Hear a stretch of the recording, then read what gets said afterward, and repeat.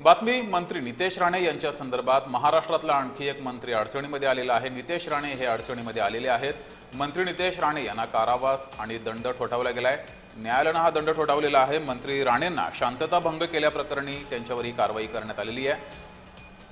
नितेश राणे काँग्रेसमध्ये असताना अभियंता प्रकाश शेडेकर यांच्यावर चिखलफेक करण्यात आली होती। या प्रकरणात सुनावणी होऊन कलम 504 अन्वये नितेश राणे यांना न्यायालयाने दोषी ठरवले। त्यांना 1 महिन्याचा कारावास आणि 1 लाखाचा दंड हा ठोठावण्यात आला आहे।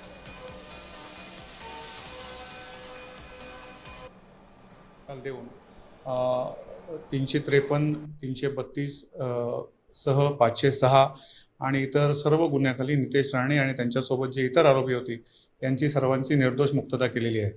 परंतु हे करत असताना न्यायालयाने भारतीय दंडविधान कलम 504 अन्वये नितेश राणे यांना 1 महिन्याची शिक्षा आणि 1 लाख रुपये दंड असा दंड ठोठावलेला आहे आणि ती 1 महिन्याची शिक्षा आहे। परंतु न्यायालयामध्ये आम्ही लगेचच अर्ज केला आणि न्यायालयाने त्याला स्थगिती दिलेली आहे आणि त्याच्याविरुद्ध पुढील योग्य ती कायदेशीर कारवाई आम्ही लवकरच करू।